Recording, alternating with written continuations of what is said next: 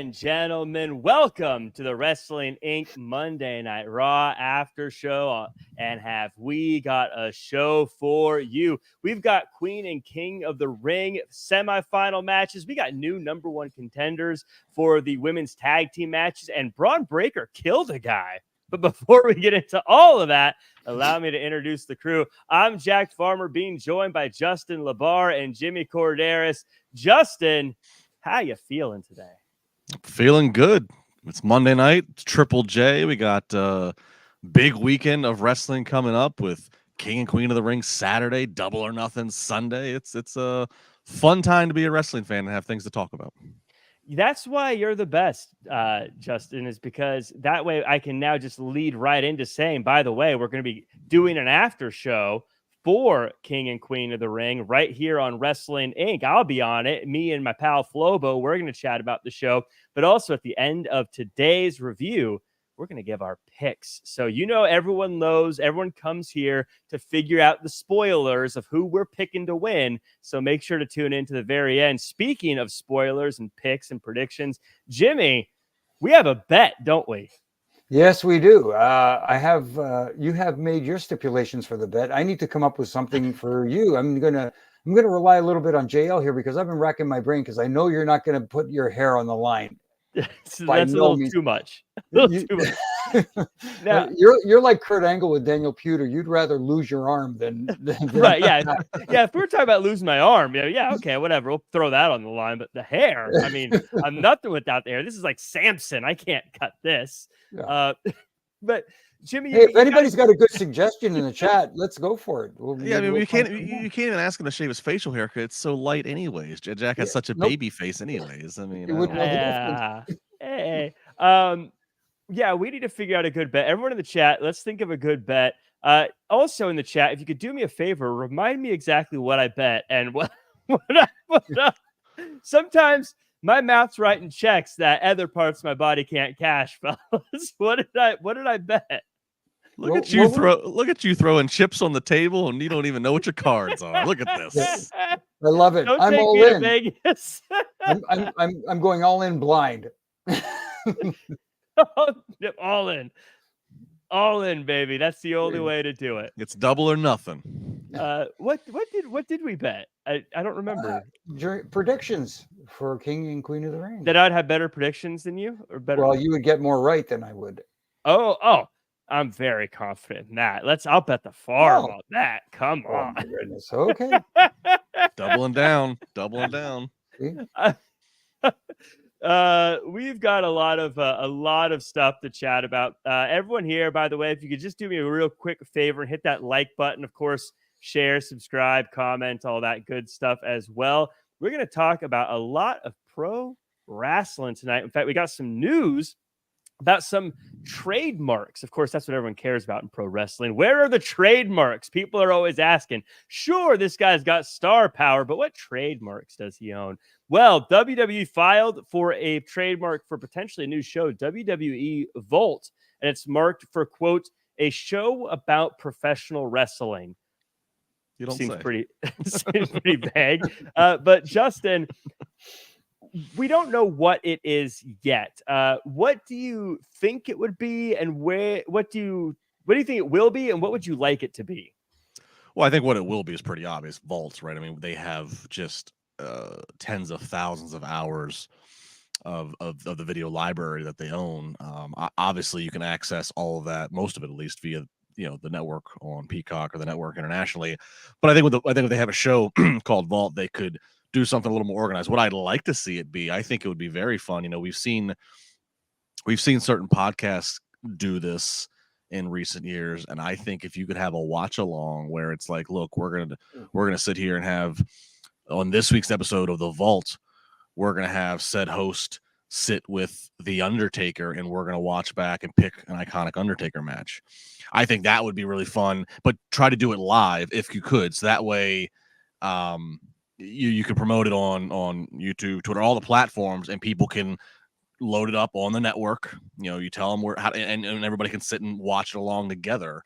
I think that would be something, live that would be very compelling and again, somewhat like, wow, it's live. It's not going to be pre-produced. It's not going to be like God, Undertaker might, who knows what he might say. Like, I think, Mm-hmm. I'm just using him as an example. There's obviously tons of talent, but that's what I'd like to see it be. But I think it obviously will be something with their vast video library. Yeah, Jimmy, that seems like a good idea to me. It sounds like a slam dunk, too, that it'll probably have something to do with the video library. My first thought when I saw Vault is I imagined a vault full of stuff, but they've got so many things like greatest treasures and stuff like that. Probably not that. I like Justin's idea, especially if they were watching terrible things or like I would love to see wrestlers like going back and watching Hulk Hogan versus Ultimate Warrior from Halloween Havoc in WCW, or just those ones where it just didn't it wasn't good, and just seeing how they're reacting to watching it live and being like, oh man, what is happening right now? Especially I think that could be fun. Jack, especially if you had like a panel, especially if you had like 4 people at a table. Oh. Yeah. But especially if the gimmick was one of them had never seen it before, and the other guy's like, wait until you see this. Like Haku with the Shockmaster. Yes. Oh. Yes, that would be so fun to see, because they have so much stuff, and now, especially with some of the older stuff, I think it's okay to look back at some of the older stuff and be like, yeah, that didn't work out the way we thought it was going to. But I think that would be really fun. Jimmy, any ideas for what this could be, or what would you like it to be? No, Justin, when he said live, I pretty much had the same idea as him, that it would be matches from the past, but I like the watch along idea and doing it live where you can interact with fans who are actually watching it live with them, because you never know what kind of response you're going to get. And if you have that 4-person setup, whoever is hosting the thing, and have 3 other superstars, maybe a couple of them that were involved in the moment, like you said, Justin, that would be gold. One person I would like to see host it, because he is both funny and very insightful, is JBL. JBL is a guy who can carry that show and make it fun, especially if you're going to do some of the not so infamous moments that people look back on. So I like the idea. And there's, like you said, maybe have an ECW episode, maybe have a WCW episode, and then you can have the old WWE, the genesis of Monday Night Raw and the beginnings of where they began. There's so many avenues you can take with this, but you need the right host. And I don't know, I have a soft spot for JBL. He's my old golf partner, but he can be a funny SOB, that's for sure. They have a lot of funny people they could have on there. As I'm thinking about this, it'd be fun to see R-Truth watching some of these videos and just giving his feedback and his thoughts on what he's seen. His childhood hero, watching his childhood hero, John Cena. Yeah, you could show not even his early stuff, not even early John Cena, like John Cena from 2008 or something, and have him be like, "Oh man, I remember this as a kid," or whatever. That'd be my dad took me to this one. Yeah, so that would be fun. Let us know in the chat what you guys think it'll be, and more importantly, what you would like it to be. I feel like the ideas are always fun to see of what thoughts people have with the WWE The Vault. Just an FYI, probably means nothing to others, but I find it interesting that I refereed John Cena's first dark match with Crowbar when he was Prototype, and I can't remember saw that making the rounds recently on social media. Yeah, I had forgotten I'd done that until somebody tweeted it to me, and I said, "Oh, that's right," and because I didn't remember Cena with the Prototype, that really blonde, mohawkish kind of hair kind of thing, and actually wearing tights. I didn't realize until a couple of years ago, if you go back and watch the WCW box office thriller that was Ready to Rumble, that there's a John Cena spotting in the background in a gym. Is there really? Yeah. Oh, I didn't know that. So we talk about people. That should be the first episode, is a watch along of Ready to Rumble for the Vault. That would be hilarious to see everyone go back and rewatch that one. Reaper Brink saying they should watch the White Castle of Fear. Yes. See, like so many fun things I think you could go back and visit. I got a question real quick from Laura Rock asking if I am related to Sting's double, Jeff Farmer. I am not related to Jeff Farmer. No, unfortunately. What a gem that would be after all these years of us doing this podcast. You finally admitted and told us that fun fact. I was just like, oh yeah, of course. You didn't know. How could you not know that? He's my uncle on my mom's side. Yeah, it's my dad. Twice removed. Hey Jeff, get in here real quick. He's been here the whole time. He's lurking. He's one of the lookers. Speaking of stuff that's going around on the internet, Drew McIntyre has obviously been great on the internet as of late. And he went to social media this week to compare Tama Tonga to a gremlin, saying, quote, "I thought we all agreed not to feed Tama after 8 p.m. If you remember his viral making noise thing he was doing on SmackDown.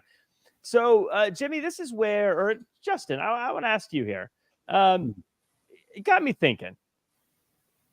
Wrestlers can be kind of monsters in their own right. I'd like to know if you could compare a current wrestler to an 80s, 90s movie monster, what kind of comparison would you make? I don't know if I'm going to go monster because we don't have a lot of supernatural at the moment. But like I can go villain. I can go bad. Like, look, when I see Gunther, and especially when you go to the 80s, like the 80s was so America. And every bad guy in the 80s, whether it's a Rocky film or whether it's a Die Hard film, was not American. It was a foreign. It was the foreign threat. So like John McClane in the Die Hard, he's always taking on the international terrorists that are always European. And so when I see Gunther in the Ring General, especially when he had both Kaiser and Vinci and the way he walks, but he talks, like that's the thing. The Die Hard villains, they don't talk like uneducated thugs. They talk like sophisticated, the diabolical, villains. So, and that's Gunther. So I think that I could see Gunther going against Rocky in a Rocky movie. Like Gunther to me is just, he's an 80s villain. It's great. Yeah, I could absolutely see him doing the if he dies, he dies. Yeah, or in Die Hard 3 when now we're going to the 90s, but again, it's a European bad guy, and he's Simon Says John McClane and his new best friends will go to the payphone. Like I could see Gunther doing that. I could see him. Right. I thought you were going to go more Hans Gruber. Well, Hans was, according to the first one, was the brother of Simon. Spoiler alert for anybody who hasn't watched. What? Justin, there, you ruined it for me. In case that was movie night this weekend for you, I'm sorry.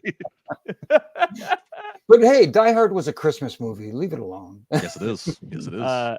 Mike Martin says Crowbar could be Edward Scissorhands, and Stephen Camp says Braun Strowman, Ogre from Revenge of the Nerds.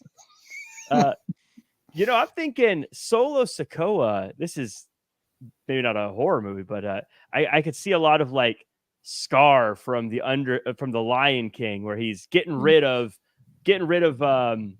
The Mufasa. That's the name. I can't want to say Simba. Getting rid of Mufasa, so he could be the leader of the tribe. Now that I could see him, maybe that comparison there.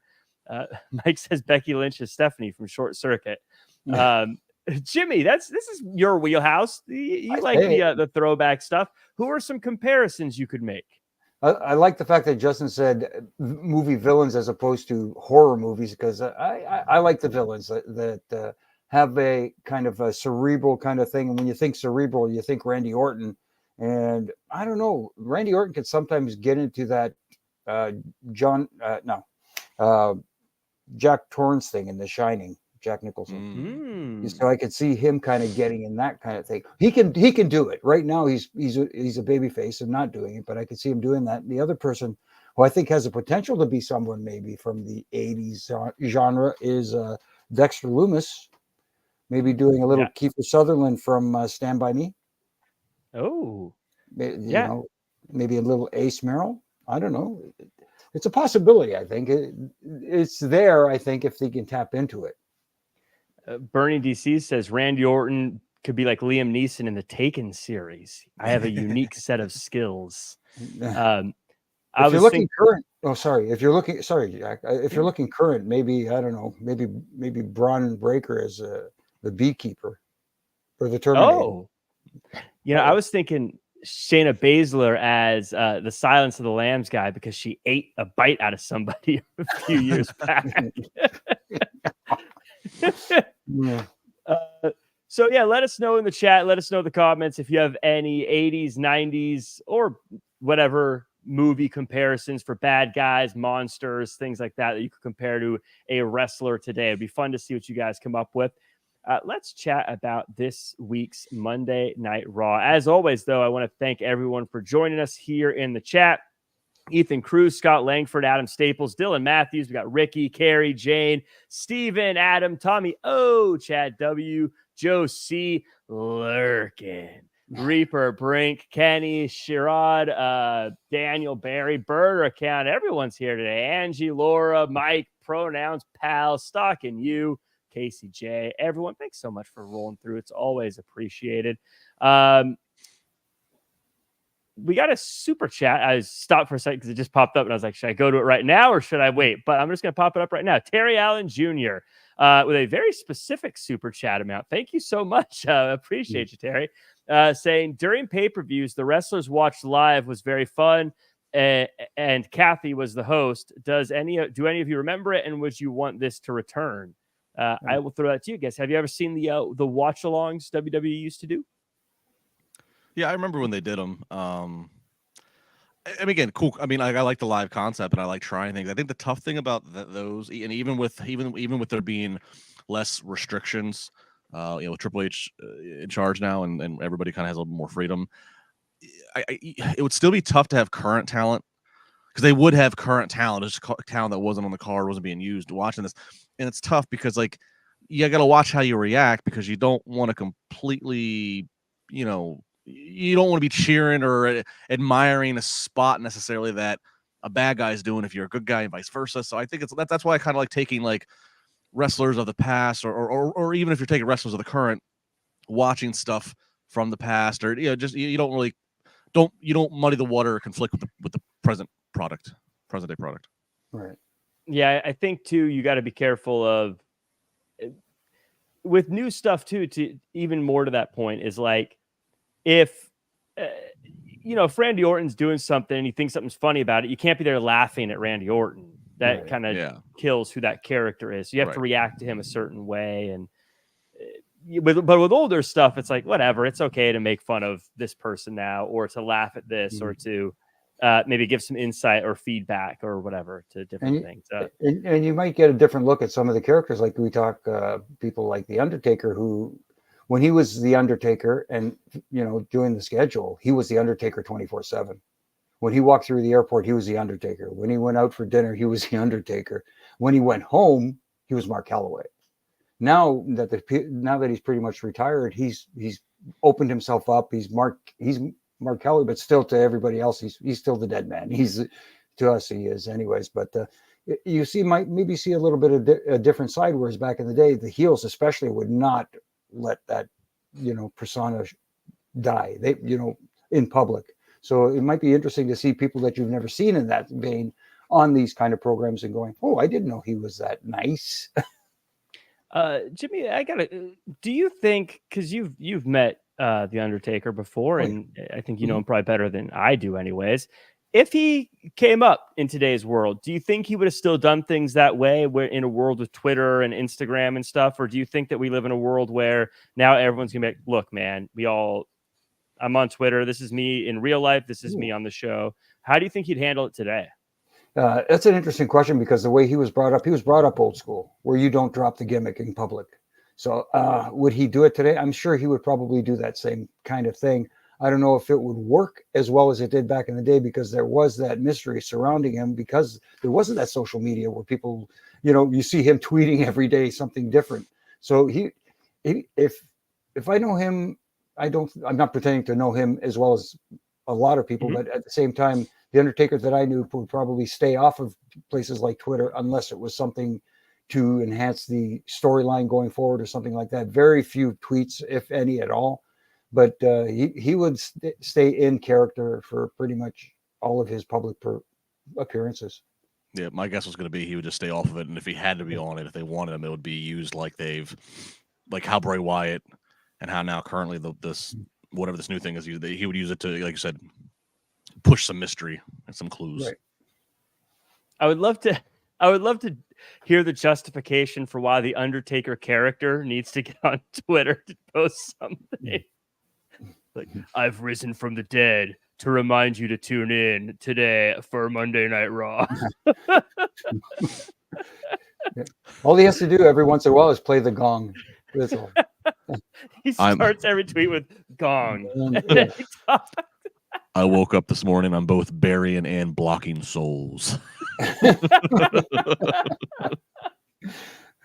Well, the blocking part, it won't be hard. That's for sure. That would be a great account to follow. By the way, just if someone being in character Undertaker account. Can you imagine Teddy Long being the general manager of WWE on Twitter saying, if you tweet wrong, you will have to go one-on-one on Twitter with the Undertaker? So I'll tell you, Jack, Jimmy might have known this because I might have sent it to him way back in the day if he even remembers. But Jack, I don't think I've ever told you or the audience years ago. This is before the pandemic. That's how my time markers are now. Before the pandemic, for several years, I had this idea, and we produced a few, and I think I can tell him. I'll say it now. RJ City. I would employ RJ City to help because RJ's such a creative guy. I had the concept, but I needed him to help really give me like the specifics. The concept was, and we did a few, and maybe I'll even share them on social again if this ignites interest. I had a series that we did kind of briefly, pilot, of what classic wrestling feuds would have been like had there been Twitter. And we did, the one of them we did was Hulk versus Andre. And we found a way to create tweets that look like Hulk Hogan and Andre and Bobby Heenan and Jesse Ventura and people that would have been involved in the build were tweeting, and 87 building to Mania 3. And I want to say the other one might have been a Brett or Sean thing, but I can't remember it off the top of my head, but I have them saved somewhere. But we did a few of like what the feud would be like on Twitter. And you know, I was narrating, kind of piecing together. RJ was great at coming up with the specifics and the exact hashtags of what it would have been in 1987. And it's a kind of, because I always think it's fun to think about, what if we were all the classes we grew up on had the mediums that we have now today to further talk trash and or slip on a banana peel on social media. That would be a good show for like WWE. I like that idea. You should WWE. You gotta sign Justin up and run with this. And too bad, because RJ City, like you said, Justin, he's good just off the cuff. It just comes to him almost naturally. He's that good with coming up with ideas. Nobody, it wasn't public that RJ was behind the scenes quietly doing this. This is before AEW. It was literally just like, again, he and I brainstorming, and then he would just give me these great drafts of here's what they should be saying, and we had a fun time collaborating. And you know, we'd worked together in a wrestling ring many times before that, so we always love to collaborate. And this was something fun. I was like, man, I'd love to see something like this take off or do more of it. And we never really followed through with it, but you know. Well, the chat says you got to do it, so sorry, Justin. That sounds like maybe. All right, so since we're live right now, it's 11:34 Eastern time on a Monday night. I'm not gonna do it tonight, and so a lot of you are gonna watch this tomorrow, Tuesday. Maybe check back to my social media, my Twitter at Justin LaBar Tuesday afternoon. Maybe I will share one of the links that's hidden in my vault, in my Justin LaBar Productions LLC vault. Maybe I'll pull one link out. I like this. See, everyone on this panel, I love to we just say agree to stuff, and then when it comes time to do it, we figure out if we're going to actually do it. We just agree to it on the spot. That's my way. I just say sure, that sounds great, and then I deal with the consequences later. Someone who had to deal with some consequences tonight, Jey Uso. He had some consequences to deal with. We get Gunther chatting to an empty stadium. Jey Uso walking in and talking his day one-ish on the way to the ring. Banger of a matchup. Gunther with a cool choke to get the win. Jimmy, this was the semifinal match, and man, we could say this through the whole tournament, but they are making this feel like a tournament to win, with a lot of stakes. Yes, yes, we know the king of the ring crown is at stake, but this feels like it's now an important item that, you know, the wrestlers want to win. We can call them wrestlers now, which is great too. Right, I love that part. But what a match! I mean, you know, usually in wrestling they work the left side. You always work the left arm, the left leg, whatever it is. I noticed that he was working the right arm, which I liked, because the little things that happened during the match when Jey was really selling that right arm and couldn't lift it, he was throwing punches with his left. Little things like that. And when he was making big moves on Gunther and splashing him and stuff like that, he would sell that arm, and he was trying to hook him and he couldn't hang on to it very well. Little things that made sense during the match. And boy, did you see the mark on his chest from taking those chops? Yeah, they come in tight, to put it mildly, but like you said, Jack, they're making it feel important, and that's the key here. Because if you want people to get invested, make it feel like it's something that they want to win big time. Make it mean something, and that's what they're doing right now. And people who are going to complain about the finish of the match, Jey Uso, passing out, that's what a babyface does. He doesn't give up. Mm-hmm. He will kick out of everything you throw at him. He will live and die by that. But at the same time, a babyface will not give up. He will pass out, like we talked about earlier, rather lose his arm than actually tap out or get pinned. And that's why I liked that finish. It worked for that particular match. Yeah, good fellow here saying Gunther forever. Bernie DC saying tremendous finish. Justin, yeah, this is, we talk about good wrestling and good wrestling matches and how just having a good match can matter. And I feel like all these matches, because they've been so good and so tightly contested, it just feels so important winning this match. It feels like such a big deal. I want your thoughts on the match, on Gunther, and also something I saw going around on social media this past week, and how ever since Jey Uso beat Dragunov, there's been some rumblings on Twitter that maybe he's only an entrance and maybe it was the wrong guy and we should have gotten Gunther versus Dragunov today. What are your thoughts on Jey Uso? Well, I mean, I think, look, Jey Uso is over with the crowd. It's not just the entrance. I mean, they're buying his shirts, as I can see when they pan the crowd, and they're cheering for him in the matches. So to me, that's not just an entrance. If he was just an entrance, they would sit on their hands once the bell rang. That said, I do think that, Jey Uso, main event Jey Uso, is lacking a lot of big wins. Most of his bigger matches he's been in, he's come up short.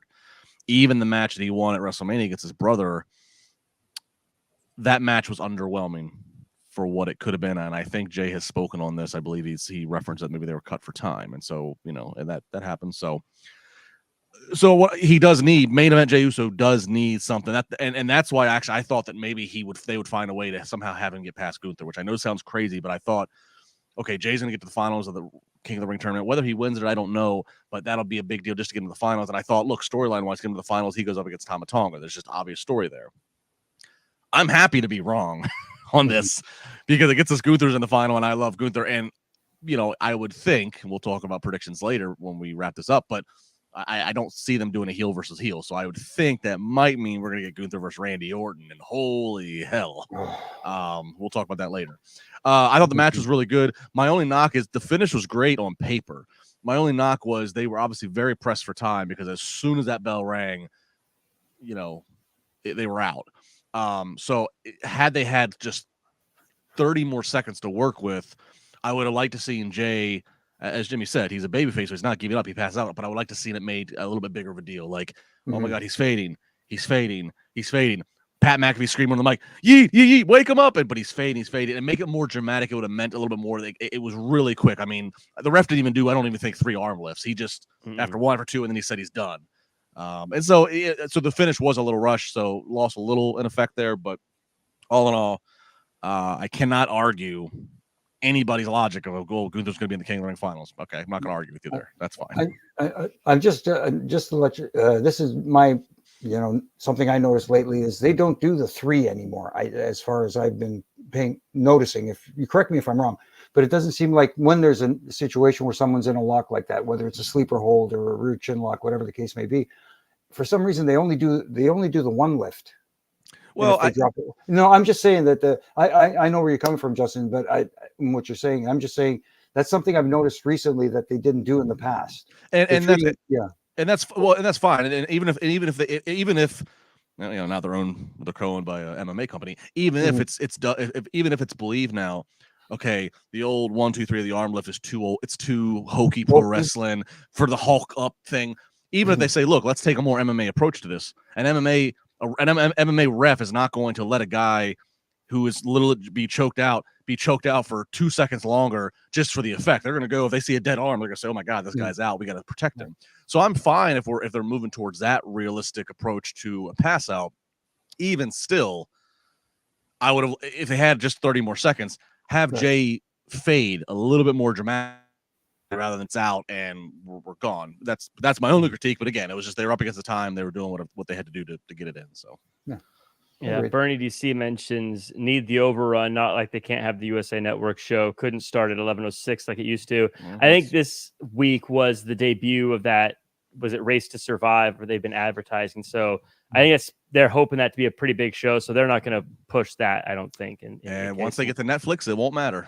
Yeah, absolutely won't matter. And it's and to be fair, you shouldn't count on an overrun. I mean, you should assume that the show is done. But yeah, this one felt really abrupt when they ended. I think even Michael Cole was like mid-sentence when it went to the next show. So they really cut it close. But in the end, I think it's fine. I absolutely loved how this one turned out. And yeah, I think Gunther's so awesome, and Jey will be just fine. And I don't think he's more than just an entrance. It's just something I saw people saying on Twitter recently. He's just an entrance. I was like, come on, you were cheering for this guy for like 3 years. He's not just an entrance. But we move on to another qualifying match, Queen of the Ring, Lyra Valkyria versus Io Sky. We get a video package for Io earlier in the night. Becky hypes up Lyra. Great match goes the distance with Valkyria getting a clean win. Later, Liv Morgan sucker punches Lyra to get her back for what Becky did. Justin LaBar, clearly they see big things in Lyra Valkyria, and I'm queuing this up to you because I know you've talked about this a bit on your show on Busted Open Radio, which everyone can check out every week. I want your thoughts on Lyra Valkyria. Clearly, the fact that they see big things in her and are giving her a pretty big launch pad, and do you think if she doesn't win the whole thing, has she already done enough, or do you need to see more before you see what WWE sees? This was her best showing so far on the since being drafted to Raw. This is her best of the tournament matches. I was given the most time. Really good match. And as you said yesterday, thank you for the plug. Yeah, on Busted Open yesterday, my prediction was I thought that she was going to go to the finals and beat Io Sky. My argument was that she was put on the left side of the bracket. It's a very kind of soft side of the bracket compared to how heavy hitting the right side is with Nia Jax and Jade Cargill and Tiffany Stratton and Bianca Belair. So I thought, look, if Shawn Michaels and Triple H are drafting her specifically when they are to go to Raw, or just in time to be a part of this tournament, it was for a reason. It wasn't just to get knocked out in the semifinals. So they want her to go to the finals. Is she going to win it? I mean, I could see that happening. I'm not totally sure, but I do think if she doesn't win it, it's gonna need to be a really, really. It's gonna need to be like tonight, if not even better, for her match in the finals. I think you're really gonna have to. Otherwise, it's just gonna seem like you teed anybody up for. Again, I'm gonna assume because she's a babyface, Nia Jax. I'm just gonna assume. It just seems like you just teed somebody up for Nia Jax to throw around. So we'll see. Yeah, I mean, I like her. This was the best showing, and I like her because I like the thought of her being queen because to me, she's got the athletic ability in the ring. She's got the moves down. I thought she's lacked a little bit in previous showings of like the stuff in between the moves. Like, what can she do? Who is she? What is she going to do? How is she going to engage with the crowd? So I like the thought of, okay, give her the crown. She can be Queen Lyra. We can play off the royalty thing. Let her go into that. I thought that would give her more of an identity because otherwise Lyra Valkyria is a very good wrestler, but I don't have much more description of her, of who she is, what is she. So I thought if you give her the royal gimmick as queen, that would at least be a starting point. Yeah, I think she has the look of someone that could be the queen with her, the way she dresses and kind of carries herself. I feel like that could be a good guy version of the queen. And I don't want to get into predictions, but I think Nia Jax's Queen of the Ring could be pretty fun to see too. Jimmy Korderas, Io Sky was the champion, takes a loss here. She also gets a backstage promo, kind of doing the Shinsuke Nakamura thing. What are your thoughts on this matchup? What are your thoughts of her just getting laid out by Liv Morgan after this match? Just kind of overall thoughts of where Lyra Valkyria is at this point and Io Sky. Well, I like the fact that I can't pronounce her. Valkyria is moving on. She's getting a great showing. Obviously, they have a lot of faith in her, like Justin said, to put her in this position to be the representative on the Raw side to go for Queen of the Ring. And Io Sky, the little things she does too that I like. Not only the backstage, the video package that we saw, which I thought was great. I thought it was awesome. We talk about it all the time. WWE does tremendous video packages. And with Io Sky, the thing she did at the end of the match, which I liked, was she didn't go wild after the match. She did that little thing where after she got pinned, she was going for that sunset flip, which got blocked, and Lyra just sat down and covered her, hooked the legs, 1, 2, 3.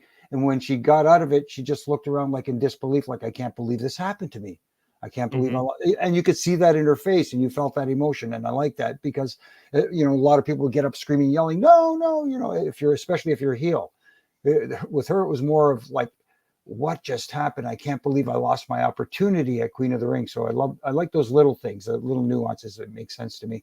And Lyra, like you said, Jack, it's going to be interesting as a babyface going in. We're looking at the other bracket already going, okay, is she going to face a dominant, get that? Now I got to do it in a female version. How do you do David and Goliath?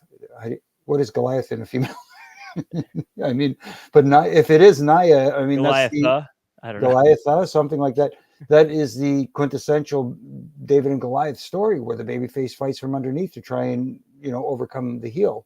So it's going to be interesting to see what happens on the SmackDown side going into Queen of the Ring. But I like where they're going with the two ladies we saw tonight, given plenty of time in that match, and they showed that they can go.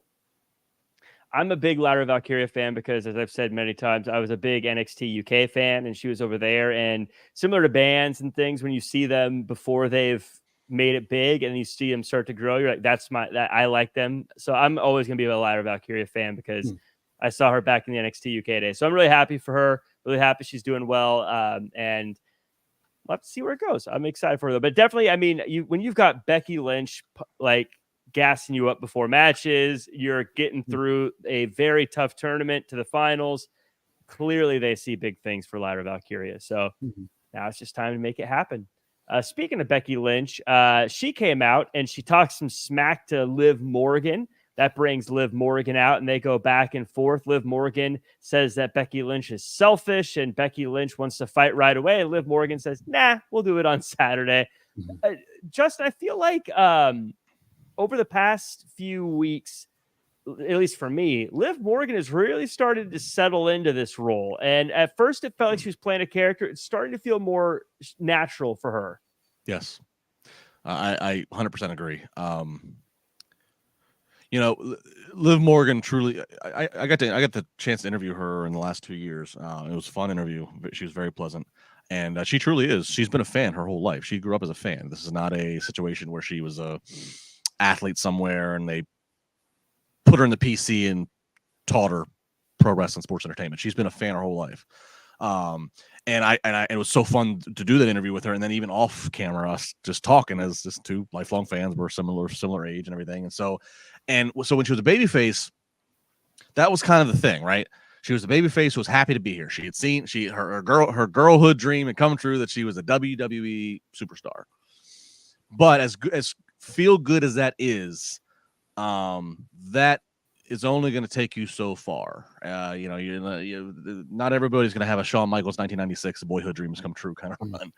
And so I remember thinking to myself, they're going to have to find something more with her. And I think they're finally at it. As you just said, Jack, she's feeling like she's starting to speak. It has an authenticity to it. The laugh that she's just infusing into, like, oh my God, I'm so embarrassed for you. And what she's following up with, it's feeling natural. The forearm she gave to Lyra later in the night backstage, like this is starting to feel like a true representation of Liv Morgan, the bad girl, turned up 1,000. She's on her revenge tour. I like that. And oh, by the way, she's just got some natural built-in heat that's always going to be able to be cashed back in on when Mommy returns. And that she's obviously the credit of who injured and took Mommy out of the action. So I'm feeling good right now. I'm calling the accountant. I'm calling my wrestling accountant tomorrow. I'm buying more Liv Morgan stock because I feel like it's going to continue to go up. I think that is a good purchase. I'd bet it all on Liv Morgan. As you know, I am frugal with my bets. But Jimmy, yeah, I think everything's looking good for Liv. I want your thoughts on her. And also, Becky Lynch is the champion. How do you think she's handling herself? I thought this was, between the two, one of her better ones as well. Yeah, I thought it was fine, but for Becky, that is. And the only problem I had with it just felt like too much like what we're hearing from champions nowadays, especially babyface champions. I'm not doing it for me. I'm doing it for all of you. I'm doing this for the people. Everything is for the people. It seems like it's too much of the same thing from all the champions. And I like a little difference. You know what? I do this for you, but at the same time, I do it for myself as well. It's not just for you. It's, you know, I achieve my goals, and now you get to enjoy this or something like this. I don't know. In a way, say it in a way that the babyface would say it. The way I'm saying it is more heelish, but I think you get my drift. No, go ahead, Justin. No, I think that's a great point that you make about Becky. I'm reading Becky. I'm looking at this over here. I'm reading Becky's book right now, and I'm enjoying it. I'm only in the first like 50 pages, but I'm really enjoying it. I'm still in her early days of training in Ireland. I'm enjoying it, and I'm a fan of hers. But I will say, all for what you were talking about, Jimmy, I do feel like Becky, as the babyface that she is, as the man, I feel like they're kind of they're. It feels like they, whatever the right is, they're a little out of steam. And obviously we know she was not the planned women's champion for this time. Because she lost at Mania. She's a champion because Rhea got injured. I feel like they're a little out of steam with her. I'm not saying that like she's washed up. She physically can still go, but I mean from a character standpoint of what to say, I feel like there needs to be a little. I don't know if you repackage somebody who's risen to the heights that she has, but I don't know. I think a change of direction could do her well, but she's kind of just being the placeholder of the champion because she's reliable and she's healthy, and so that's where we're at. But I would not be shocked if her days as champion are numbered, just on a sense of like, you know, we gotta freshen up the tank here with Becky. We gotta find something fresh and new for her. Yeah, it feels like I'm with you, Justin. It's tricky because she has been such a big star. You can't just. It's tough to just change someone. But I guess I don't know. They did it with Stone Cold when he started singing songs with Kurt Angle, and The Rock has done it. And I mean, you know, they did that with Stone Cold in some ways to preserve his body. They figured if we can, we'll get Steve a break and let him sing "Kumbaya" with Kurt Angle. I'm just saying, if she's playing the guitar, singing with Chad Gable backstage one of these days, I'm in for it. I'm ready for it. Well, why not turn Seth when he comes back too? Surprisingly, and have him like the evil power couple. Yeah. Something. I don't know. Yeah, I get you, because it is. She's almost kind of gotten that on Raw. It feels a little bit like when Jade Cargill's in AEW, and you're kind of like, this person's just such a big star. How do you not have them in the main event or in the title picture? But you can't have them always in the title picture. You got to do something with her. It's a tough spot. Yeah, I also think. I mean, look, Becky's been in WrestleMania main event. I mean, she has risen to such heights in this new era of women getting, you know, way more respect and way more credit, you know, way more time. It's like now we have this whole new crop of women that are on the rise, of Jade, of Tiffany Stratton, of Lyra. It's almost like, well, Becky, I appreciate you, but I want to see some of these ladies rise up. I want to make, that's kind of, it feels like the tank of the man is kind of, it's just low. We need to sit back and re-energize a little bit. Yeah. Maybe, like you said, like the old saying goes, maybe a little absence makes the heart grow fonder. Yeah. So, you know, let her take a little break, which probably needed as well. Her book's great so far. We'll see what she has planned and what happens. Sami Zayn has a couple of issues going on. Says that if he had to pick between mind, body, and soul, he picks soul every time. Gable comes out and says he's too nice of a guy, and I agree. He's such a sweetheart. We get a match and Gable's upset that Alpha Academy isn't helping enough. Gable kicks Akira and Maxine out from ringside. Otis hesitates at first, but eventually hits Sami, allowing Chad Gable to get the win. Later, Bronson Reed says he's just going to beat Sami. He doesn't care about all the personal stuff. Otis apologizes for getting involved in Sami's match, and Chad thinks it's just to make Sami soft. Jimmy, I feel like this is perfect pro wrestling. I mean, you got the stories, you've got the questions of who's going to turn on who, you got championship gold on the line, you've got talented wrestlers. I feel like this is like the good stuff. It is, and it's multi-layered. It's not only between Sami and Chad. It's also we've got that layer between Chad and Otis and the rest of the Alpha Academy, and Sami plays a factor in that as well. And you see Otis being conflicted for doing what he did and causing Sami to lose the match and all. I love how many layers are put into this, and little things you talk about Easter eggs, and like you've said many times before, Justin, the WWE doesn't put things on TV just for the heck of it. Before he started talking to Otis after the match in the backstage area, he was talking to the Creed brothers, and they were just having a conversation. It sounded like a simple conversation, but as the Creed brothers left, what did he say? Think about what we talked about. We don't know what they talked about because they didn't put that on camera. There we go. Now here's an Olympic athlete who wants to train maybe the Creed brothers. We thought about that before. And the other thing I like too is we got the crowd chanting for Otis. But who got the crowd chanting for Otis? It was Sami. Sami was the one got him. See, he's being unselfish in that to help the story along, and that's what I like too. There's a lot of little things that are happening here that I really like. I know people are going to make that obvious comparison between Chad Gable and Kurt Angle, especially during the "You Suck" chants, which were prominent all night. But hey, that's okay. People are saying, "Oh, you're rehashing this whole thing." No, you're not rehashing it. It's a different iteration of it. It's kind of taking it and putting his own spin on it, and I like that. He's not going to grab a ukulele and start singing Jimmy Krakona and I Don't Care. It's great. With I love Becky it. Lynch, he could though. Maybe them both playing. Come on, it'd be great. Adonde is saying this was built for Gable and Sami, but Otis is coming out of this money with a AOK sign. Justin, this is like, I think this is the new WWE in that, yes, it is for Sami and Gable, but they know exactly what they're doing with Otis right now. Yeah, I mean, I love there's all these different players, but everybody matters. You got Sami, who's a fighting champion. You got Gable. Gable's being, this terrible drill sergeant, putting down, Alpha Academy. So they're all, we're waiting for all of them to stand up for themselves. But you got Bronson Reed, who's lurking around, ready to pound, and then the Creed brothers, like where, I love this. This is great. Otis. I mean, we are just waiting for the huge pop it's going to be whenever Otis finally stands up to Gable. And again, going back to the Kurt Angle comparisons, and certainly if Gable would to pair up with the Creed brothers, I would very much be, feel like modern day Kurt Angle, Charlie Haas, Shelton Benjamin. But if we inevitably have a Chad Gable versus Otis match, and that's a match I think you can put on a PLE. And if it's not on a PLE, if it doesn't work out schedule-wise, timeline-wise, it absolutely could be a match that they main event to Raw. It has that much story behind it. What a great touch.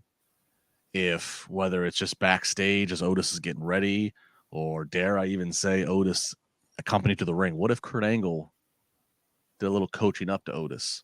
What if Kurt Angle showed up unadvertised and was backstage as Otis is getting ready and said, look, you're taking on an Olympic hero.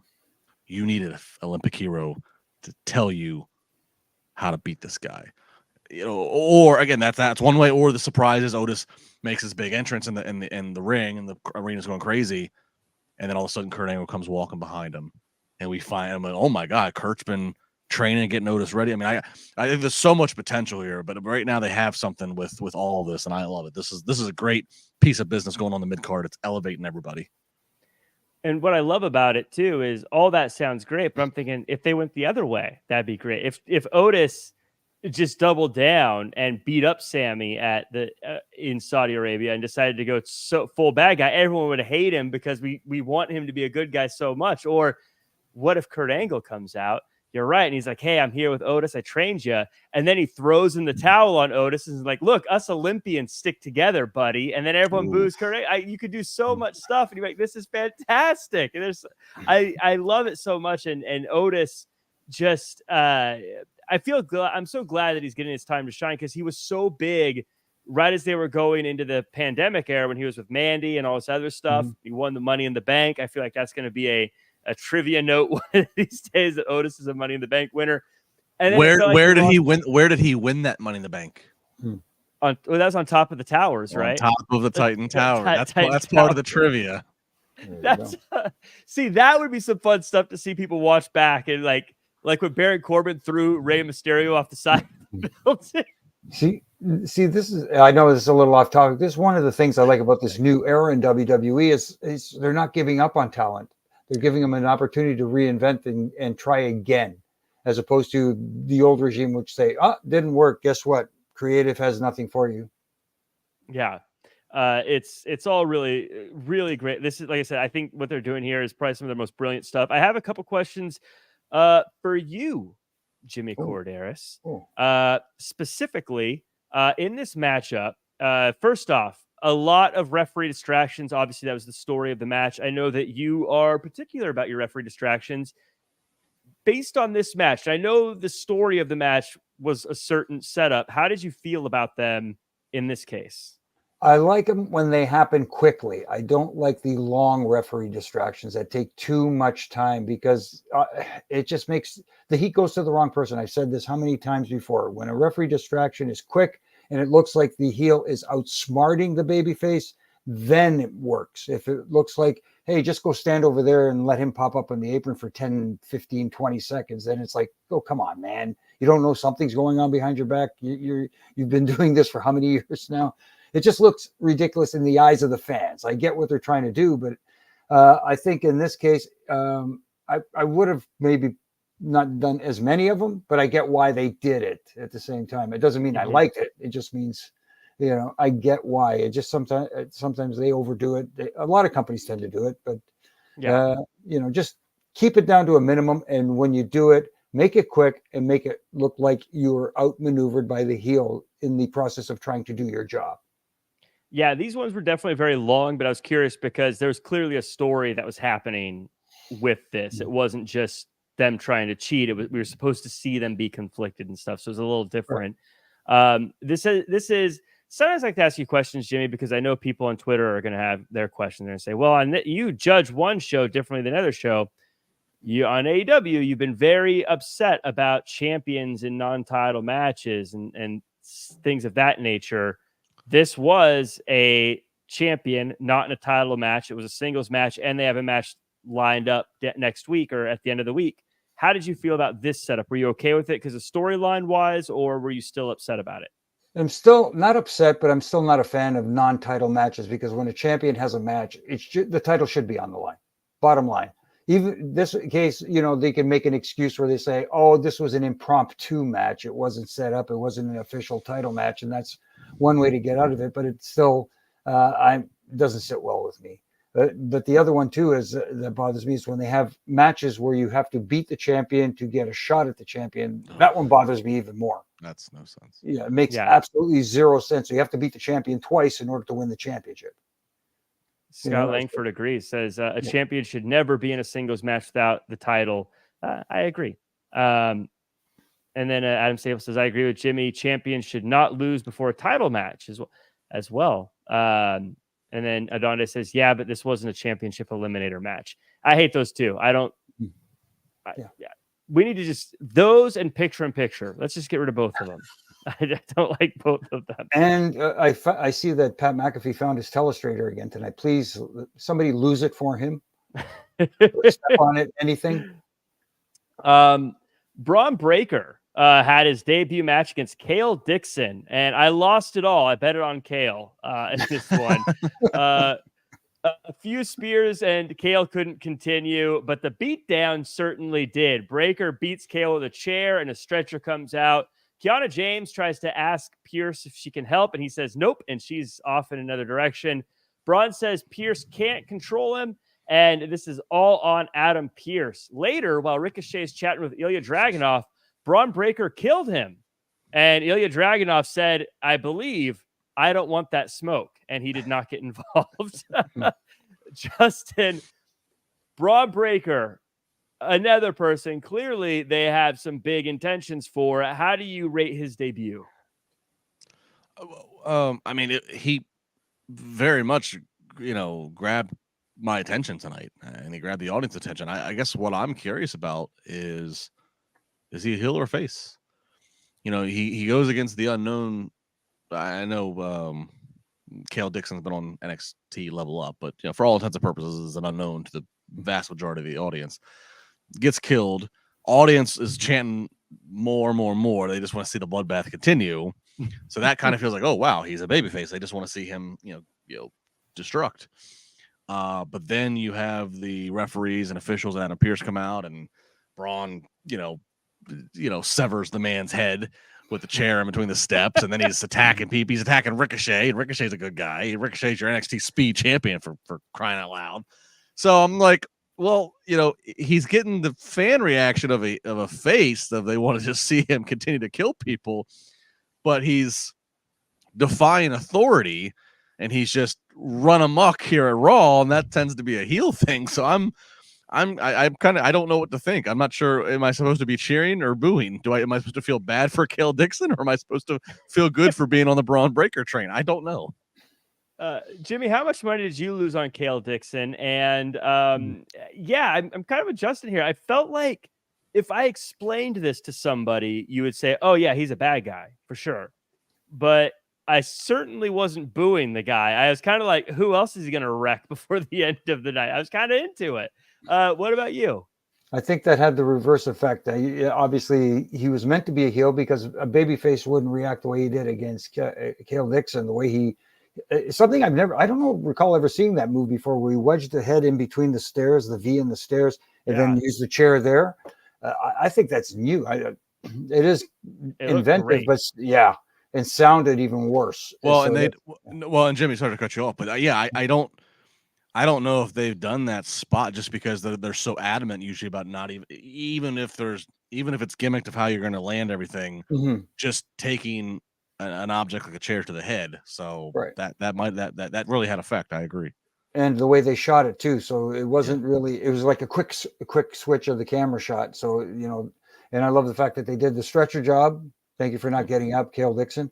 But, I thought, you're right. It is a little confusing because it's almost like people want to see a real badass, and that's what he's coming across as. And I like the story going along that he's telling Adam Pearce, "This is your fault. This is what you're seeing now is because of you. You didn't put me in the King of the Ring." Yeah, go ahead. Yeah, and exactly. His reasoning's not a heel reasoning. Right. You drafted me. You spent a draft pick on me, but you're telling me you had no room in this. What, a 16-person turn? What, you had no room for me to have a spot in the tournament? Like, I mean, it's not a heel motivation. It's kind of, and then they show him, they close up to him when he's at the turnbuckle, just kind of all dismayed. He's like, and they're trying to like pick up the audio. He's like, first they don't put me in the tournament. Now they give me this jabroni. Like, I mean, we can all, it's kind of relatable. We're kind of like, well, yeah, they are kind of overlooking you, dude. The dude runs the ropes 23 miles per hour, as Michael Cole keeps telling me. I mean, so if he's supposed to be a heel, we're missing the mark here, Triple H. Not only that, he's got a hell of a traction with those boots to run around the ring at 23 miles an hour. Let me put it, and then hit the spear. But the spear he hit on Ricochet, I would rather take the chair shot because I think you could be safer with that thing in the wedge than that spear into the backstage area. That's for sure. Yeah. Ricochet, we hardly knew you. We're gonna miss you, buddy. He's been wearing nice suits lately. Now, see what happens. Jeez. And also they're letting McAfee bark like a dog, and McAfee's all on the Braun Breaker. And Pat usually is pretty. Pat's not as the color guy. Pat is not the traditional. Well, the color guy is the heel supporter. No, Pat's telling you how much Chad Gable sucks and this and that. So Pat's, barking for Braun. Again, that tells me Braun's okay. And, Pat McAfee, when he picks somebody like with the barking thing or whatever he's going to do, that person tends to get over pretty well. Like when he was doing the Shinsuke thing, Shinsuke was popular. The Jey Uso thing, Jey Uso's popular. I'm not saying it's just Pat McAfee, but if Pat McAfee's barking for Braun, it's gonna work. Like it's just, I don't know. I can imagine everyone when he comes out, ruh, ruh, ruh, ruh.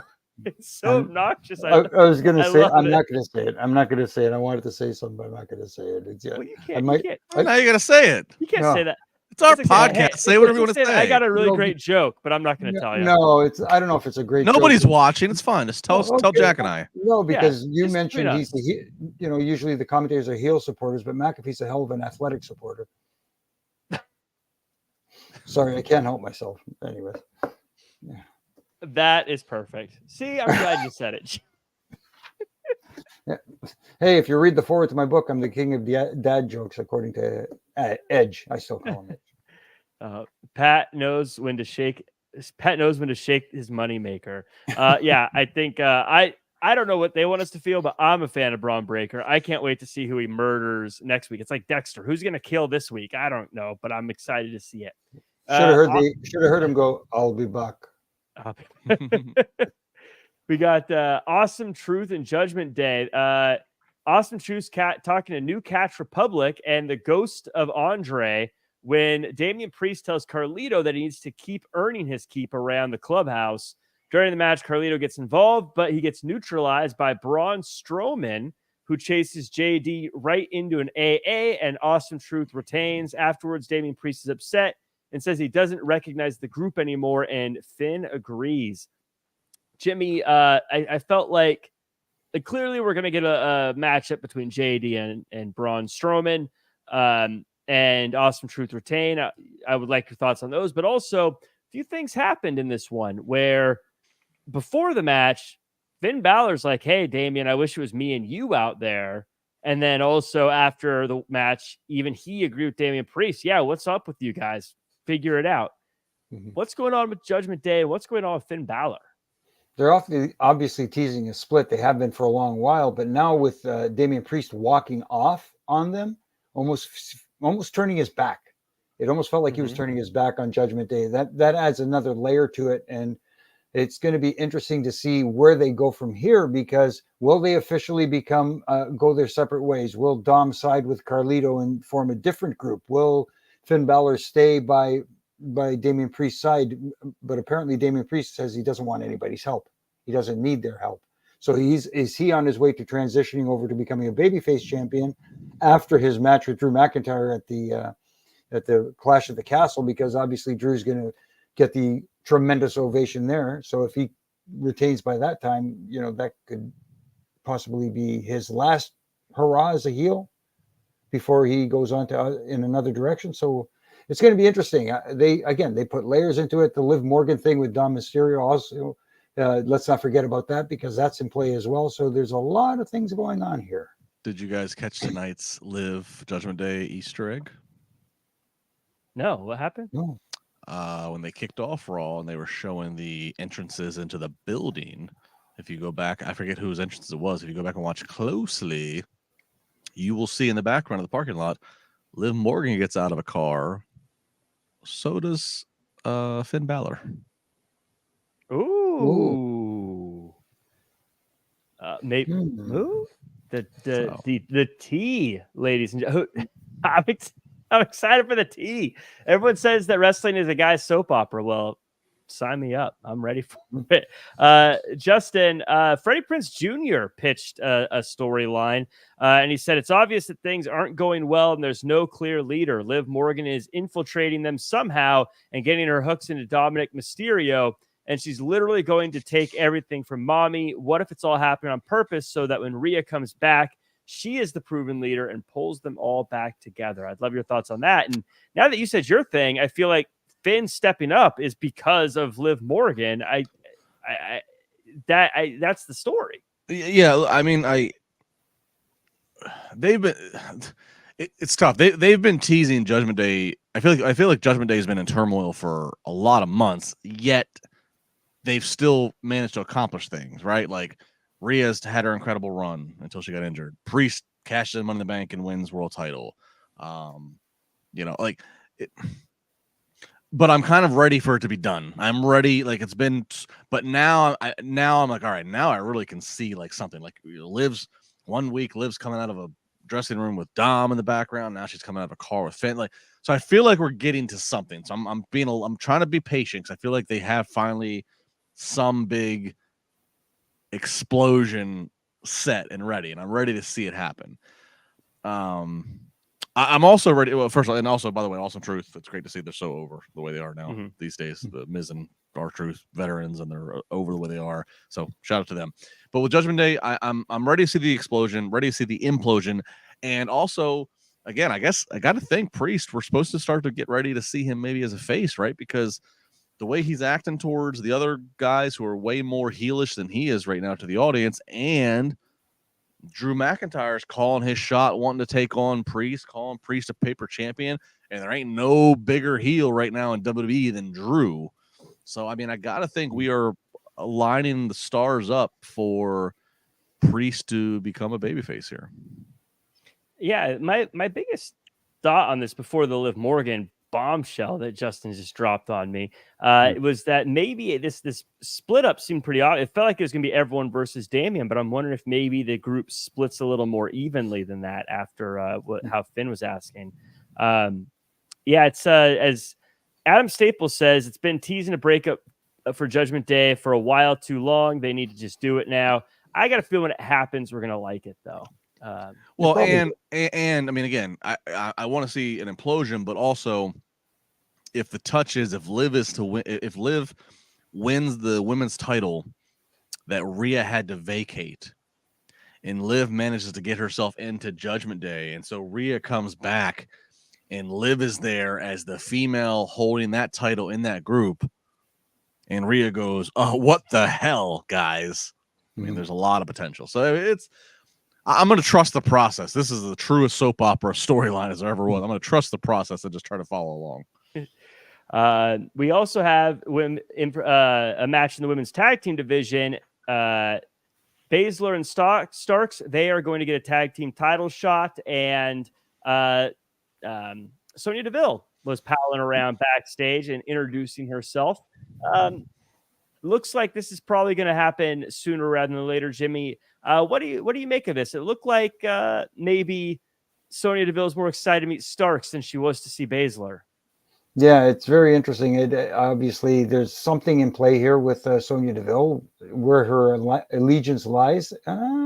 Again, it's a question, and it leaves it's a cliffhanger for later, and that's what people like. And tune in to find out. Hopefully, this has enough legs to it where people will want to see what goes on further. And it's I don't know. We'll see. I didn't get too much out of it. It didn't like wow me or anything like that, unfortunately. But it's there. Well, let's see where it goes. I'm always trying to stay positive until it happens, and then I can critique it.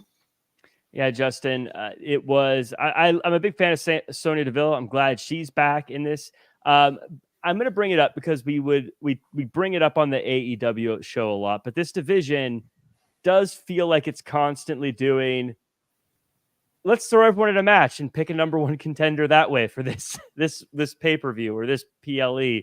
It seems like this division is in a constant rotation of that. What do they got to do to get this division going? Because it feels like they've been struggling with this for a long time. But I'll counter that with at least I feel like all the teams that they threw out in this in this 4-way tonight, like everybody's at least established as a team, and there's been at least some consistency on TV of who's who and who's with who. I mean, I saw some crazy stat today that in the year, as you compare it to AEW, Jack, so I'm going to just go down this rabbit hole real quick. And so far, in the first 5 months of the year 2024, that across all of AEW shows, Dynamite, Rampage, Collision, and also across Ring of Honor, that brand, the amount of wrestlers who have had TV matches of 5 matches or less. Mm-hmm. So highlighting the inconsistency of just look here. You know how many wrestlers? And I saw the sheet, and it backs up 130 wrestlers. And so I say that to counter your point of, I know what you're saying. The women's tag division is by no means perfectly booked, and it's still trying to find its footing. But when I looked at that match and I saw 4 tag teams in the ring, I knew all 4 tag teams. I've had at least a callback to all 4 and how they've got there. And so that at least gives me some context. Whereas more often than not, if you throw 4 tag teams in an AEW ring, I would have to ask the question, who's that? And then it would take an AEW historian to tell me, well, 27 days ago and 3 moons ago, they were on this show and they did this thing, and I would what? I have a wife and 2 kids and a couple jobs. You're gonna have to streamline a little bit more for me. Mm-hmm. Not much to say here. Baszler and Starks make sense. They're not over, but they're a team. They look good together. So we'll see where it goes. Sonya Deville, love her. Glad to see her back, but not much more to take from this. Well, this is this women's tag division is a work in progress. They have a lot of good talent, but still trying to get still trying to establish everybody as a project. The other thing that I'm not thrilled with again is this. It seems to be the flavor of the day to have fatal 4-way matches, whether it's in tag or whatever form, to decide the next contender, as opposed to having not tournament, but elimination matches. So that sort of thing. It's just, again, they did it with the men. They're doing it here. Just again, like the promo we talked about earlier with Becky Lynch. It seems like insert this formula here in Formula 1A and 1B sort of thing. Yeah. Chris Bricks comes in and says, late to the chat. What's up, fellas? Hopefully not too late to get a birthday shout out. Chris Bricks, happy birthday. Thanks for spending it with us. Happy birthday. Hope it's a good one. Where are you celebrating it at? What location are you in? It's always fun. I got that from Justin. I'm stealing his gimmick. I like to hear where people are from. He's celebrating and watching us. Yeah. Party on, Wayne. So last things for this one before we get into our predictions. Now, predictions are everyone's favorite thing. So this is really just as a buffer so everyone has time to get ready for their predictions as well. And someone who's going to keep track, because we're going to bet everything, me and Jimmy Korderas. It's all on the line. Ludwig talks a little bit about Sheamus. Looks like something's building there. Drew McIntyre, of course, continues his string of talking trash. And Karrion Kross approaches the New Day again. Jimmy, any thoughts on any of these bits? I liked Ludwig very much tonight. I thought he really demonstrated that he's starting to embrace this character of his and getting a little more evil and getting a little more confident. And it came across, especially in his trash talking of Sheamus and telling him that he's going to take care of business with him. And Drew, of course, runs down, and Drew's just magic. What more can you say about him? And as far as the New Day and Karrion Kross, it looks like Kofi Kingston. We saw that promo last week of him sitting in the locker room, in a dark locker room, though, almost like a completely different than that fun-loving Kofi Kingston that we see with New Day. It was completely different. So maybe something with Karrion Kross getting into his head and thinking, you've been this guy for long enough now. We need to see a different side of you. Come to my side. I will show you the way, or something along those lines, and transform Kofi into something we have never seen before. Yeah, I love that. I love that. I'm a Karrion Kross fan, but I've been a critic of this Final Testament. Has just been, well, what are we doing? What's the point? And then all the way down to them, losing a count of a crooked referee and Uncle Bully at WrestleMania. And so I'm wondering what's going on here. And I last week, Kofi's walking in the hallway, as Jimmy said, dark hallway, and there's just Kross standing there, just kind of, just chirping in his ear. This week, he's in the trainer's room to Woods, and I love the little, it's never too late to turn things around. So I like the fact that he's double recruiting one of them to backstab the other and to join his side. Finally, there's something of some substance here, some real substance of, ooh, I can't wait to watch next week and see who does he approach next week and what does he say. I like this. I got to give a shout out to Karrion Kross too, because I feel like if you pulled up like 5 random Karrion Kross moments in WWE from NXT to now, you would get 5 different facial hair combos every time he's on screen. I feel like it looks different today with the ponytail and the mustache. I was like, dude, this guy, he's like a Mr. Potato Head. He just pops on a different outfit for whatever he wants to do for that day. And it looks great. Like, how do you pull that off, dude? It takes forever to change your hair. My favorite commentary I saw tonight on social media was Karrion Kross looks like if Ted Lasso went down a dark bender. That's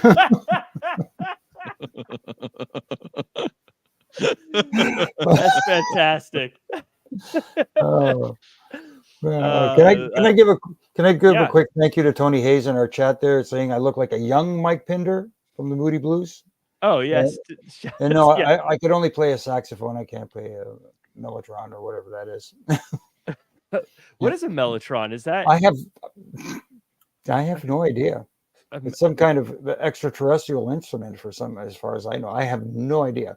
No, but if you want to hear it really quick, it looks like a piano. White satin, I can do that. Chris Bricks, by the way, says he's out in Central Florida in DeBari. I don't know how to pronounce it, but thanks for tuning in, Chris. We appreciate you.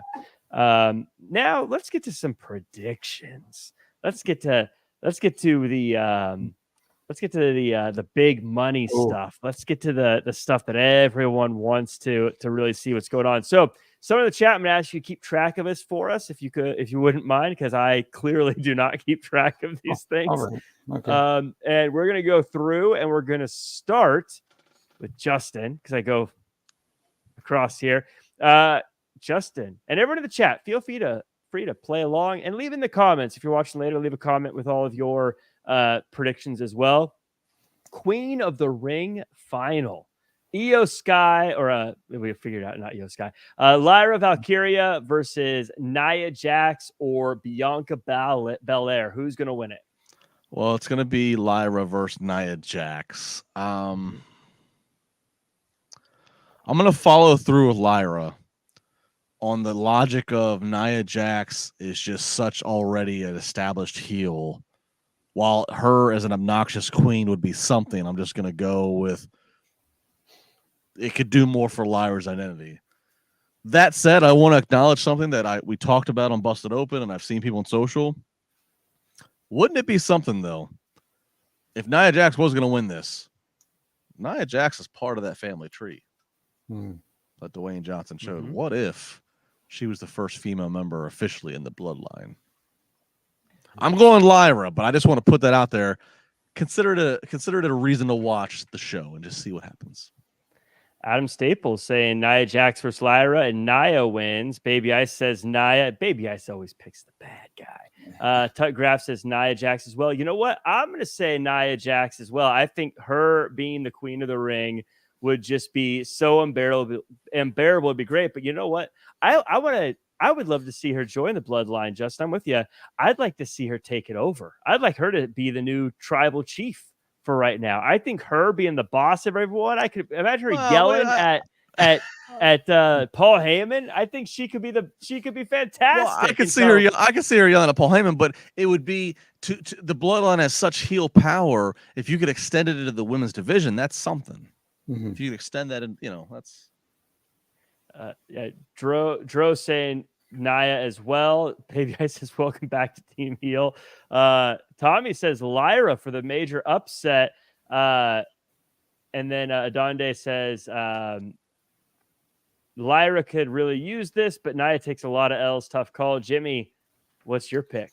Well, you made it really tough for me, Jack, because I was leaning Nia Jax in this one, and since we have the bet going on, I almost want to go the other way, but I'm sure we'll go the other way on a different one. So I'm going to take Nia Jax because I think in this case, yes, we traditionally have heel King of the Rings and Queen of the Rings because it makes sense for them to be the pompous person with the crown, but and yes, Lyra could use this. It would really propel her career, but a great showing here against Nia Jax would help Lyra just as much, I think. If not, it won't be as much as the Queen of the Ring. But unfortunately, I have to agree with you, Jack. I'm going to go Nia.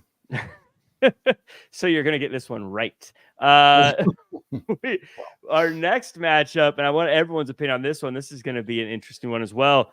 Gunther versus Randy Orton or Tama Tonga. And I got to give a shout out to Ryan who puts these together. All capitals with Gunther in the name, by the way. The right way to spell the ring general's name. There you go. I am going with, I think it'll be Gunther versus Randy Orton. And I think Gunther's going to win it. I think Bloodline's going to get involved, but I think Gunther's going to get the win, and Gunther will be your King General. Jimmy, what about you? Okay, so you're going Gunther. I'm Wait, keeping you said track. you said Bloodline's going to get involved? I think they'll get some revenge on Randy Orton. It'll be a Okay. No, I kind of get that, and I think Gunther versus Randy would be a master clinic in ring psychology and how to tell story and have a really hell of a match. But I got a feeling that I know it's two heels, but oh boy, this is a tough one. I'm going to go Tama Tonga only because I have a feeling that someone from the bloodline will be holding a crown, and if you need someone to hold the crown, I don't. I'm gonna go off the. I'm going off the board with Tama Tonga. Jimmy with a spicy pick. Tama Tonga. Does anyone in the chat? Adam Staples saying Gunther. Chris Bricks saying Gunther. Tutgraph saying Gunther. Dro saying it's Gunther all the way. Justin, what do you say? Look, I had Tama Tonga in the finals when I thought it would be him versus Jey. I just thought it makes sense to have this new addition to this new bloodline against Jey Uso. But now that Jay's not involved, it does seem weird to have Tama Tonga lose in a semifinal match. But I also just think it's even weirder to have Tama Tonga versus Gunther, a heel versus heel. Even though I think that people respect Gunther to a certain extent for his work, I'm going to have to say it's Gunther versus Randy Orton. And it's going to be fire. First time ever, as best I know. But if they didn't have Gunther lose up to this point, if they didn't have him lose to let main event Jey Uso go on and yeet in the finals, I don't think that they have any plan for Gunther to lose. So I'm picking Gunther, the Ring General, as your king of the ring. Oh man, it's gonna be so good. I will say this. Will be honest from a match standpoint. I hope I'm wrong. Because I know Randy versus Gunther. I've said it on Twitter a couple of times that I think Randy Orton is the most complete wrestler on the planet today. Of course, I got a lot of heat for it because I left out whoever's favorite. Why are you so biased, Jimmy? Because the check from Stanford. You know what I mean. He couldn't hold a candle to Okada, Jimmy. Yeah, how many matches in the Tokyo Dome has he had, Jimmy? I don't know. I haven't watched any. Anyways, I don't know. Has he had? He might have had one. He might have had one way back when. I don't know. But yeah, Tugcraft says he respects the pick, Jimmy. I'm proud of you for picking that one. I should almost give you double points if you get that one right, but I won't. I'll take him. No. I'll let you pick the next one first because that's how it was going to go anyways. Intercontinental Championship triple threat: Sami Zayn, Chad Gable, Bronson Reed. Jimmy, who's going to be the Intercontinental Champion after all this is over? I'm going to stick with Sami, and he retains. Yes, Bronson Reed has been making a lot of noise lately and sounding like a big, mean monster. Chad Gable is, I think he doesn't need it. I really don't. I think he's doing such a great job, and you can get away with him not being pinned. But what you do with Bronson Reed, I know he needs a big win somewhere down the line. But at the same time, Sami is a great representative. People love him. Why? Don't do it yet. Don't let him lose just yet. So I'm going to go with Sami. Yeah, we got a lot of Sammys in the chat here. Justin, are you going to let that sway you? I'm sticking with Sami. I think he's the Intercontinental Champion they want right now. I think Chad Gable's got a future of stuff, as we talked about earlier, with Otis.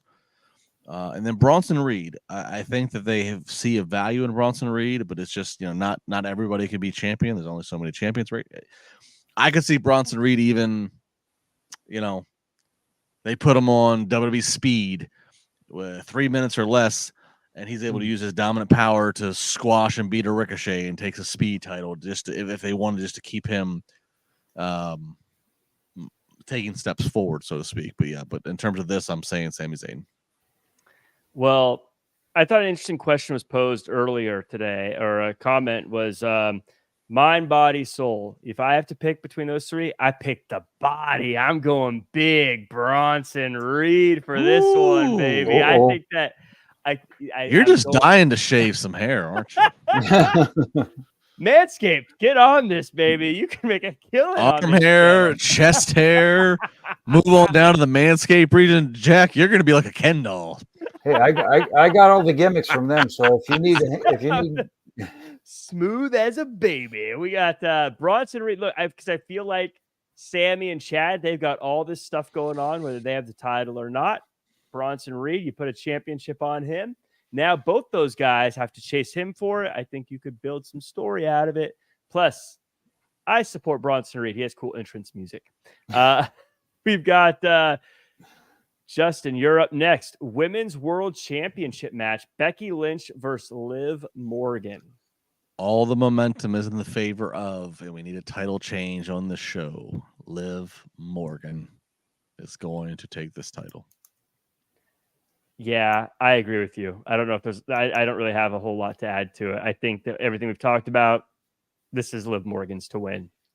Yeah. Jimmy, should I write Becky down for you? No, I agree with you guys. I think it's a three-way, it's unanimous decision here because, like you said, if there's one title change that makes any kind of sense on this card, this is the one. Everyone is saying Liv except for Bianca, who's saying Becky still. So Bianca, the outlier here. Oh, no, say no, Liv. Oh, never mind. No outliers. Usually there's one in every crowd. What? There's no outliers on that one. Undisputed WWE Championship match. Cody Rhodes versus Logan Paul. Come on, Cody Rhodes. Cody Rhodes is winning this. What? I mean, even the other title's not like there's no. Come on, Jimmy. Should I write Logan Paul for you? No, I wouldn't even write. Even to try and make a different pick just for the bet purposes, I wouldn't do that because it just makes no sense. Though, if it was a title versus title, like last week, I said I had what I thought would be an interesting scenario if it was a title versus title match, how to get out of that. But since it's not title versus title, I'm still going to give it to you anyways. What do you think of this? If this were the finish, if it was title versus title, we get a little bit of a referee distraction. Logan Paul loads up the knucks. The referee catches him, pulls the knucks away, and as he turns around to give it to the ringside attendant or whoever is out there, he pulls out a second set of knucks. Bam! Blasts Cody, sticks it under his arm, covers 1, 2, 3. The referee goes, gets the belt, the world championship, hands it to Logan Paul, and then he goes to raise his arm. As he's holding this arm up, he raises the other arm. The knucks fall out. The referee goes, picks him up, goes, what the hell is this? What the hell is this? Oh my God. Nope. This is it. Reverse the decision, DQ, and then you can have a match with them later down the road. And that's just my fantasy way of getting out of it if it was title versus title. But since it's not, I think it's going to be a win by Cody. I mean, I think Cody absolutely leaves Jeddah, Saudi Arabia still champion. But even with it only being for Cody's world title, if you just wanted to give people just a kind of a funny, oh my God, really, you could still do that finish, Jimmy. And if the ref sees the knucks, and I mean, you're the referee here. Mm-hmm. Are you in favor of 1, 2, 3 bells rang, and then all of a sudden you catch the knucks? Can a ref reverse decision after? Can he start the match back over? Can Adam Pearce come out and start? Like, that actually is a very creative, kind of fun finish. Everybody assumes this is so predictable. Cody's winning. Cody's winning. Cody's winning. But just to give people that finish, and for that brief moment go, oh my God, what the hell did Logan Paul just pin him? That's what I was thinking. That was my thought process behind this idea for a finish, because people would go, oh, what the hell did we just see? I didn't expect this coming. And, I think it would work, especially from a referee standpoint, because the referee could say, obviously you're supposed to witness it as opposed to assume. But in this case, and I think maybe even restart the match, like you said, Justin. Just say no. My only question would be, and I'm not trying to talk down to the fan base there. I always wonder when trying to book things like this, when they're doing these shows in Saudi. I think they've gotten better over the years. I think in the more recent shows they've done there, it feels like the fans that are there, especially the fans that are close to the ring, are truly into it. I think. I always think back to the first few shows they did in Saudi Arabia, where you looked ringside, and it was like people obviously of higher class sitting in like these lounge chairs, and I don't even know if they follow the product, but they were just there because of a status thing or whatever. And it was just like, I feel like lately though, it's been more people that are following the product and get into it, which I hope. And so what I'm saying is, if you did they would call that a dusty finish, where would the crowd in Saudi Arabia be playing along enough? Would they be understanding what's going on? I guess that's just maybe that's an ignorant statement of me to make, and I'm sorry if it is. That's my only thing. Just setting in place with it. But I think it's a great thing to try to do. Just give people a quick cliffhanger of, oh my God, did Logan Paul just beat Cody Rhodes? Did he really just do that? In my thought process, I think that would be the exact place where it might work better if you did it at a Backlash in Lyon, France, or somewhere like that, where they're not spoiled like the more North American fans going, "Oh, you got to be kidding! No, I'm not buying that." You know. Yeah. Headline: Canadian says Americans are spoiled. Well, that would be top story at 11. No, this will be a fun one. Everyone in the chat, again, go to the comments and leave your predictions real quick. It's going to be Queen of the Ring final, King of the Ring final, Intercontinental Championship, Women's World Championship, and Undisputed WWE Championship. Leave your predictions in the chat. We'll see or in the comment section. We'll see if anyone gets 100%, gets them all right. That'd be fun to see. We still don't know what you put on the line, Jack. I don't know. I don't know what to put on the line. Jack, what would make you uncomfortable doing this podcast? Like if you were like, I'm uncomfortable now. What do you? No, like I mean, I don't know. Like if you had to do this podcast, like I don't know, like no. I don't know. We'll think of something. We'll think of something. I don't know. We'll think we'll try to come up with something. Maybe I have to grow. I'll grow my mustache in. Maybe that'll have to be what it is. No, but if you grow the mustache in, you have to shave the rest of it off. Oh yeah, of course. So I'll do it. Shave your eyebrows. I'm not shaving my eyebrows. Oh come on, do it for the people. I should have done it in my younger years. Have you seen those pics? My goodness. You do the podcast standing up, and you gotta like constantly be like in dance step. I don't know. Like, look. Jimmy's only gotta have a mustache. I have a feeling Jimmy's facial hair grows back in one day. He's probably like Karrion Kross. He probably just holds his nose, it blows, and it just pops out. So that's not a big. Most people brush their teeth 3 times a day. I got to shave 3 times a day. Yeah, see, his will grow back in a day. I gotta think. That's called the Greek curse. Yes, exactly. So I will grow out my facial hair, and then I'll shave it in a mustache for an episode. You have to wear a hat and suppress that good head of hair. Oh yes, that too. Both. No, it's got to be a combination then. Okay, a hat and stash. Yeah, because you piss Jimmy and I off with your good flowing hair, just out there flaunting under your headphones there. This whole thing. Yeah. Yeah, rub it in. Keep rubbing it in. Yeah. You don't wash your hair for a week before we do the podcast next week. Oh, you can't comb it. Actually, I'm not on next Monday. Hang on, I'm not on next Monday. I'm out because I'm on vacation for the holiday. Oh damn! Now this just affected me. I'm not gonna be able to see the cash. No.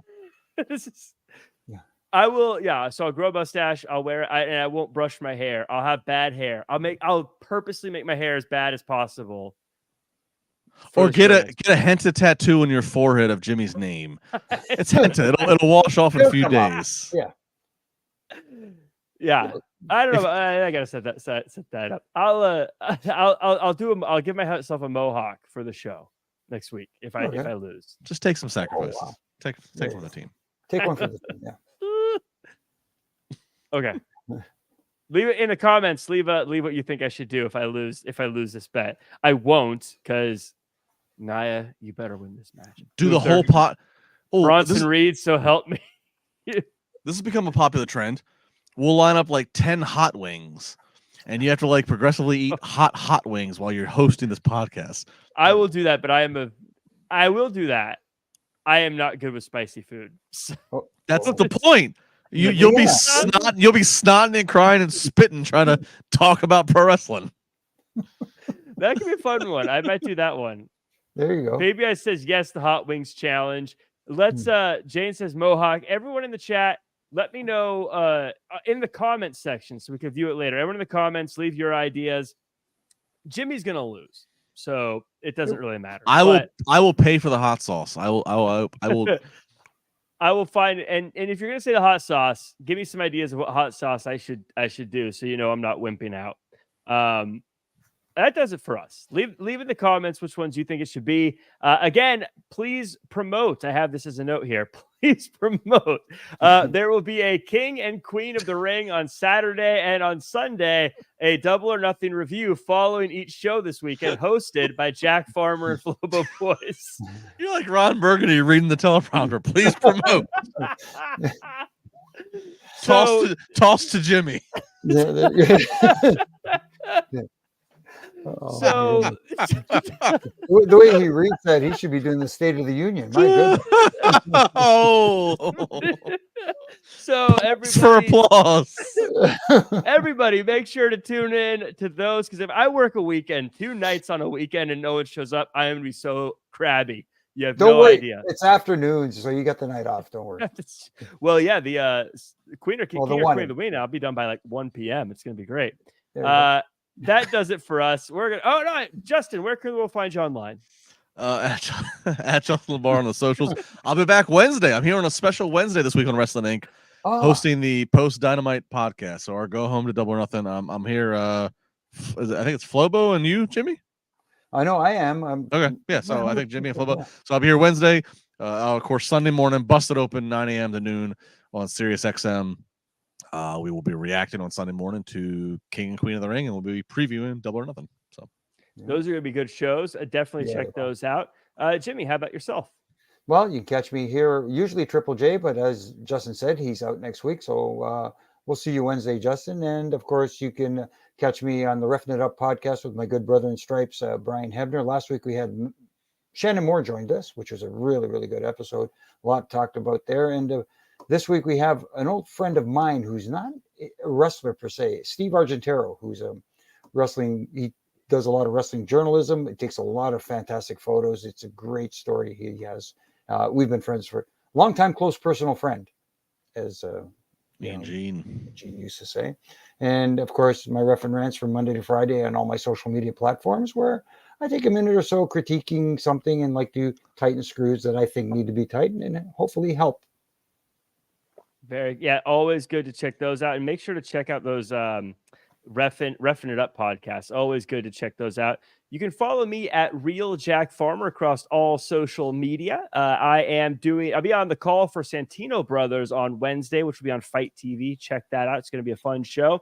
And again, I'll be on this weekend. So if I show up on this weekend and we start these after shows and there's no one in the chat, I am going to be so mad for all the people who complained about us doing these shows. You better be there, or I'm going to be crabby about it. I'll see you guys then. Until then, follow at Wrestling Inc. for all your wrestling news.